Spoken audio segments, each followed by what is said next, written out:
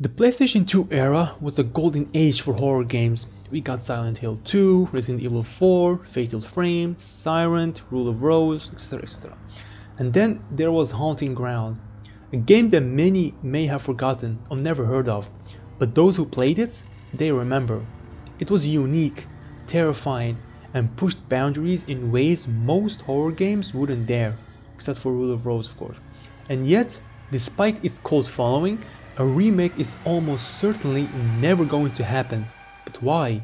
And more importantly, why should it? So in this, I will try not to be really deep dive, because I honestly want you, the viewer, to actually experience this game and play it on your own, because I don't want to spoil everything. So I'm gonna be talking kind of not in depth, but I will talk. So you really I'm not gonna focus on the game's mechanics a lot of the story or stuff like this.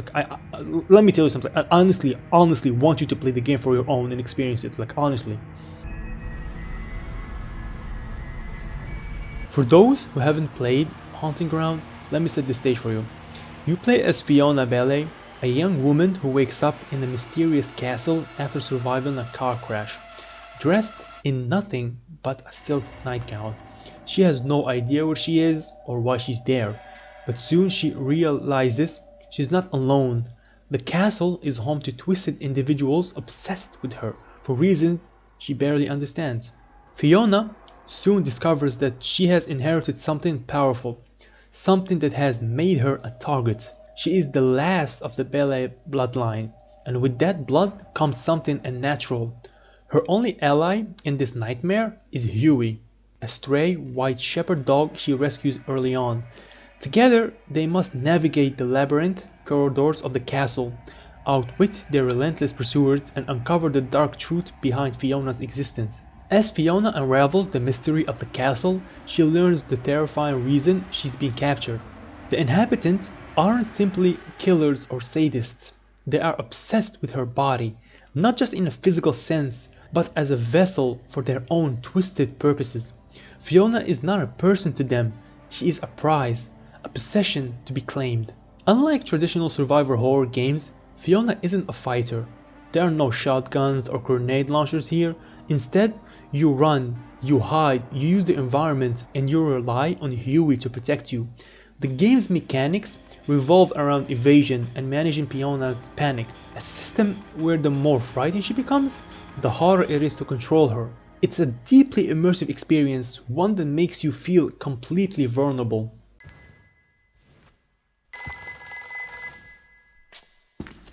What makes Haunting Ground so unforgettable to me isn't just its mechanics, it's the themes it explores. Fiona is constantly haunted by people who want to use her body for their own twisted desires. This isn't your standard monster in the dark horror game. Haunting Ground taps into psychological horror, touching on themes of bodily autonomy, trauma, sexual predation, and control.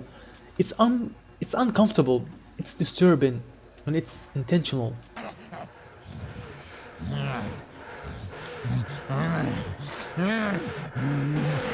Each stalker represents something deeply unsettling. Debilitas, I don't know. The mentally impaired giant sees Fiona as a living doll, something fragile, something to be played with. He doesn't comprehend his own strength or the fear he instills in her. His desire to quote-unquote care for Fiona is grotesque because it lacks true understanding. His childlike nature makes him unpredictable, and that's what makes him terrifying.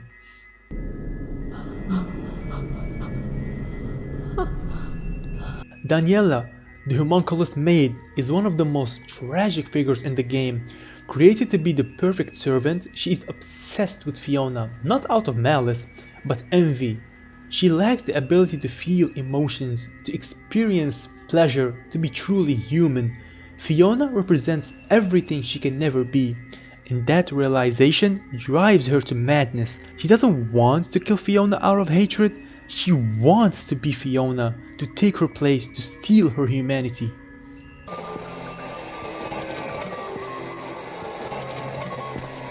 Ricardo the Alchemist, so-called quote-unquote protector of Fiona, takes things to an even darker place. He is obsessed with Fiona for a reason beyond lust. He believes she is his key to immortality. Through twisted alchemical rituals, he seeks to use her as a vessel to extend his own life. His pursuit of her isn't just about control, but about possession. Fiona isn't a person to him.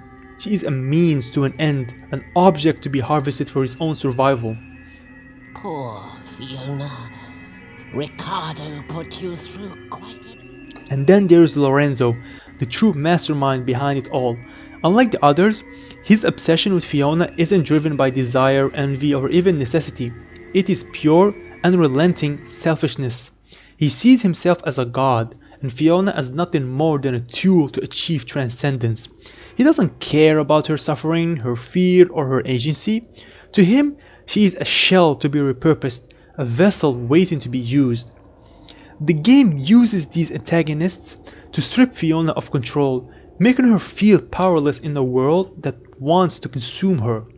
But she isn't truly alone. Huey isn't just a pet, he's her guardian, the only character in the game that cares about her for who she is, not what she represents.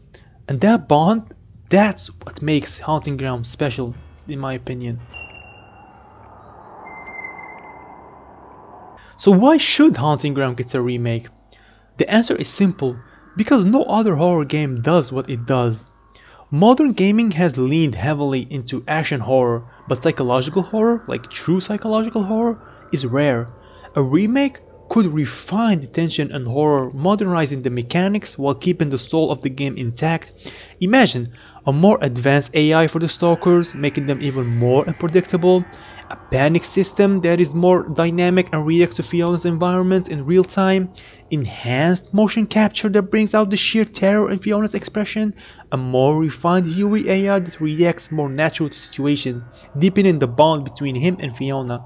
With Capcom's expertise in remaking Resident Evil, like a Haunting Ground remake could not only reintroduce this forgotten gem, but elevate it into something truly legendary. This is a slam dunk. Modern audiences have a hunger for deep story-driven horror, and this game's disturbing themes and intense survival mechanics would set it apart in today's market. Like I will say it again, this is an easy money. But here's the problem, Haunting Ground is too risky for modern audiences. The game's themes, like especially its depiction of powerlessness, psychological torment, and predation, might be seen as too much by today's industry standards. Shame. Publishers might hesitate to release a game where a vulnerable female protagonist is relentlessly pursued in such a disturbing manner. In an era where media sensitivity is at an all-time high, Haunting Ground could be deemed too controversial. We've seen horror games get blacklisted before. Let's take at Rule of Rose for example. It was practically erased from existence because of its controversial themes. Haunting Ground, while not as extreme, operates in a similar space. It would take a major push from fans to make even Capcom consider bringing it back.